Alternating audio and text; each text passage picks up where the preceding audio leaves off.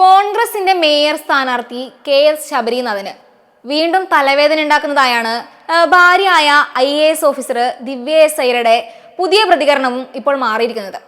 ജിഹാദിന്റെ അർത്ഥം സമരനിരതരമായ ജീവിതമെന്നാണെന്നും അന്യനെ നശിപ്പിക്കുന്നതും തീവ്രപക്ഷത്ത് ചേരുന്നതും ജിഹാദ് അല്ലെന്നുമാണ് ദിവ്യ എസ് അയ്യരുടെ വ്യാഖ്യാനം. ഖുറാൻ അകംപൊരുൾ മാനവികാഖ്യാനം 9ാം വോള്യത്തിന്റെ പ്രകാശന ചടങ്ങിൽ സംസാരിക്കുമ്പോഴാണ് അവർ ഇത്തരമൊരു അഭിപ്രായ പ്രകടനം നടത്തിയിരിക്കുന്നത്.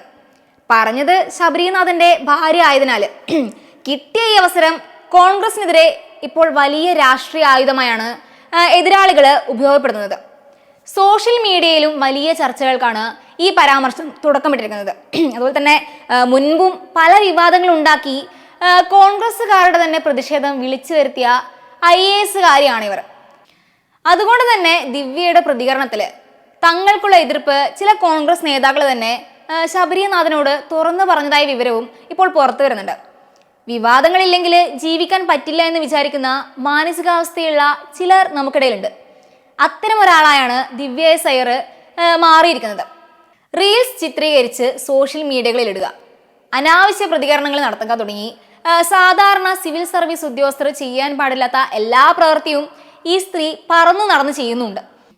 ഇതൊന്നും ചോദ്യം ചെയ്യാതെ ഒരു ശില പോലെ ഇരിക്കുന്ന ചീഫ് സെക്രട്ടറിയും സത്യത്തിൽ IASകാർക്ക് അപമാനം തന്നെയാണ്. തിരുവനന്തപുരം മേയറാകാൻ കുപ്പായം തയ്പ്പിച്ച് വെച്ചിറങ്ങിയ ശബരിനാഥൻ അദ്ദേഹം മത്സരിക്കുന്ന വാർഡിൽ എങ്ങാനും തോറ്റുപോയാൽ അതിന്റെ പ്രധാന ഉത്തരവാദിത്തത്തിൽ നിന്നും ഒഴിഞ്ഞു മാറാൻ പോലും ഇപ്പോഴത്തെ സാഹചര്യത്തിൽ ദിവ്യക്ക് കഴിയില്ല. മാങ്കൂട്ടത്തിൽ വിവാദത്തിൽപ്പെട്ട് പ്രതിരോധത്തിലായ കോൺഗ്രസിനെ വീണ്ടും പ്രതിരോധത്തിലാക്കുന്ന ഒരു പ്രതികരണമാണ് ഇതെന്നതാണ് എൻ്റെ ഒരു ടേക്ക്. വെറുതെ അല്ല ഭാര്യ എന്നൊക്കെ പറയാറില്ലേ, അതുപോലെയല്ല ഈ ഭാര്യ. ഇവരുടെ ഈ പോക്ക് ശബരിനാഥന്റെ രാഷ്ട്രീയ ജീവിതത്തിന് തന്നെ ഭീഷണിയാകുമെന്നത് ദിവ്യ എസ് അയ്യർ മുൻപ് നടത്തിയ പ്രതികരണങ്ങളിൽ നിന്ന് തന്നെ നമുക്കെല്ലാം വ്യക്തമായിട്ടുള്ള കാര്യം തന്നെയാണ്.